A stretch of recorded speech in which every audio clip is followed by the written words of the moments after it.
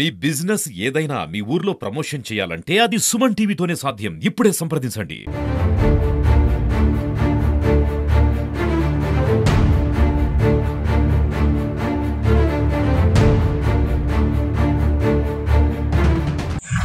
గత 15 రోజుల కిందట ఒక అన్ఐడెంటిఫైడ్ బాడీ ఉగ్రేపల్లి ఫారెస్ట్ ఏరియాలో దొరకడం జరిగింది. దాంట్లో వచ్చేసి ఒక బాడీ నుండి నడుము నుండి కింది వరకు వండేసి పుర్రే మాత్రం బయటకు వచ్చేసి ఉన్నది. వీఆర్ఓ కంప్లైంట్ మేరకు ట్రైనీ డిఎస్పీ ఉదయభావని కేసు రిజిస్టర్ చేసి ఇన్వెస్టిగేట్ చేయడం జరిగింది. ఇందులో భాగంగా చుట్టుపక్కల ఎవరన్నా మిస్సింగ్ ఉమెన్స్ ఉన్నారని చెప్పేసి సెర్చ్ చేస్తే పావగడ ఏరియాలో అర్సికేర్లో ఒక అమ్మాయి సేమ్ ఏజ్ గ్రూప్ అని తప్పిపోయిందని చెప్పేసి సమాచారం అనుకోవడం జరిగింది మేడం. అది తీసుకొచ్చిన తర్వాత వాళ్ళ డౌట్ వచ్చేసి మేము ఈ అమ్మాయి మిస్సింగ్ ఎవరైనా ఉన్నారా ఆ అమ్మాయి తల్లిదండ్రులు వాళ్ళని గురించి ఎంక్వైరీ చేస్తే మరుసటి రోజు వాళ్ళు వచ్చేసి ఈ బట్టలు తర్వాత ఆ పిల్ల కాళ్ళకుండే గొలుసులు పట్టేసి ఆ అమ్మాయి పావుగడ ఏరియాకు చెందిన ఉమాదేవిగా గుర్తించి వాళ్ళ అమ్మ వాళ్ళ అక్క చెల్లెళ్ళు అందరూ గుర్తించడం జరిగింది.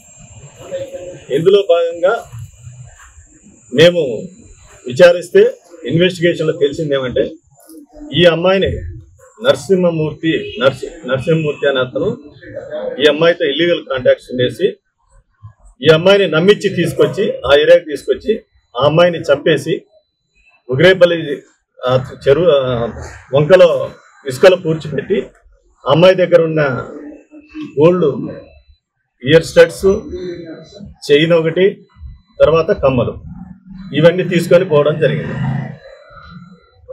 తర్వాత మేము ఇన్వెస్టిగేషన్లో పార్ట్గా ఈరోజు ఇతన్ని నారాయణమూర్తిని అరెస్ట్ చేసి అతను కూడా కన్ఫెస్ అయినాడు. ఏ విధంగా చేసింది మాకు అన్ని క్లియర్గా చెప్పినాడు. సీనా పర్సన్స్ కూడా చూపించినాడు. తర్వాత గోల్డ్ కూడా ముత్తూట్ ఫైనాన్స్లో లోన్లో పెట్టేసి తర్వాత ఒక ఆచార్యకి అన్నాడు.